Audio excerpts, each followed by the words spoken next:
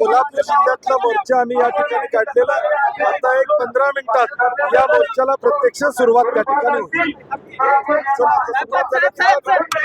या सगळ्या मोर्चाच्या पार्श्वभूमीवर मोठ्या प्रमाणात नोटिसा पाठवण्यात आलेल्या आहेत. नाकाबंदी काही ठिकाणी मला वाटते दडपशाही चाललेली आहे शासनाची. मोर्चा निघूच नाही यासाठी शासनाची दडपशाही चाललेली आहे, परंतु दडपशाही संपून या ठिकाणी शेतकरी रस्त्यावर उतरतील आणि उतरतील. काही ठिकाणी सर्वेक्षण सांगलीत मोजणी चालू केली आहे, सोलापूरमध्ये. मग तुम्ही शेतकरी इकडे मोर्चाला आल्यावर मोजणी का करताय? हिंमत असेल तर शेतकरी असताना मोजण्या करा, तारखा द्या.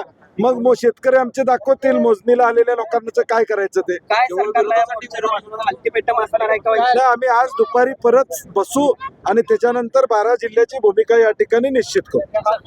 काय नेमकी शक्तीपीठ महामार्गाला विरोध करत असताना प्रामुख्यानं आम्ही 3 महत्वाची कारणं पुढे केली आहेत. पहिलं कारण म्हणजे या शक्तीपीठाला पर्यायी मार्ग असताना तुम्ही या महामार्गाचा अट्टहास कशासाठी करता, हा एक मुद्दा आहे. दुसरा मुद्दा असा आहे की हा महामार्ग बांधत असताना तुम्ही शेतकऱ्यांच्या पिकाऊ जमीन घेणार आहात, त्यामुळं आधीच अल्पभूधारक असलेला इथला शेतकरी भूमिहीन होणार आहे, तो देशोधडीला आणणार आहे. हा दुसरा मुद्दा आहे. आणि तिसरा जो मुद्दा आहे तो म्हणजे या भागामध्ये समृद्ध असा निसर्ग आहे, पर्यावरण आहे, आणि हा निसर्ग आणि पर्यावरण हा सह्याद्रीच्या पूर्व उतारा होतो. हा शाहूवाडी, राधानगरी, बुदरगड, आजरा, चंदगड हा सगळा सह्याद्रीचा पूर्व उतारा आहे. हा इको सेन्सिटिव्ह झोन आहे आणि इथं पर्यावरणीय अभ्यास न करता तुम्ही शेतकऱ्यांच्या आणि पर्यावरण उद्ध्वस्त करायला निघाला आहे. त्यामुळे या 3 मुद्द्यांच्यावर आमचा विरोध आहे. आणि चौथा जो मुद्दा आहे तो म्हणजे तुम्हाला मुळशी पॅटर्न माहिती आहे, त्यामुळे इथं पैशाची लालच दाखवून इथल्या तरुणाईला बिघडवून इथली जी गावगाड्याची जी संस्कृती आहे, जी मानवतावादी संस्कृती आहे, ती संस्कृती विध्वस्त करून तुम्ही इथं नव विकृतीचं राजकारण आणू पाहताय. म्हणून आमचा याला विरोध आहे. हो हो,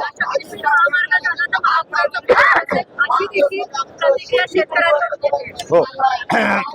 याबरोबरच दुसरा जो मुद्दा आहे म्हणजे की आधीच कोल्हापूर जिल्हा हा महापुरामध्ये सततच्या महापुरानं वैतागलेला आहे.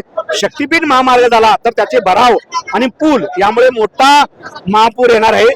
म्हणून आमचा विरोध आहे.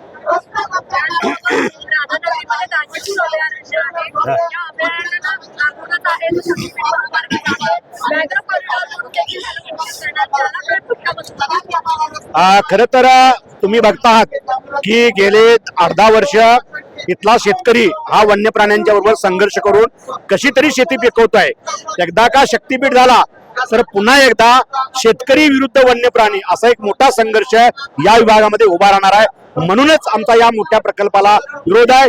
हा प्रकल्प एका बाजूला शेतकरी उद्ध्वस्त करेल, निसर्ग उद्ध्वस्त करेल, वन्य प्राणी आणि शेतकरी यांचं असलेलं सहजीवन संपुष्टात आणेल आणि तिसऱ्या बाजूला भांडवलदारांचं हित करणार आहे. म्हणून आमचा याला विरोध आहे. बघा, शेतकऱ्यांची बागायत जमीन जायची, त्यांच्या प्रपंचावर वरवंटा फिरवायचा आणि हा रस्ता गरज नसलेला रस्ता करायचा, हे काय समाजाच्या हिताचा विचार करता हे काय योग्य होणार नाही आहे. आमचे शेतकरी यामध्ये काही शेतकरी भूमिहीन होणार आहेत, भिके कंगाल होणार आहेत, त्यांना काही पुढे आधार राहणार नाही.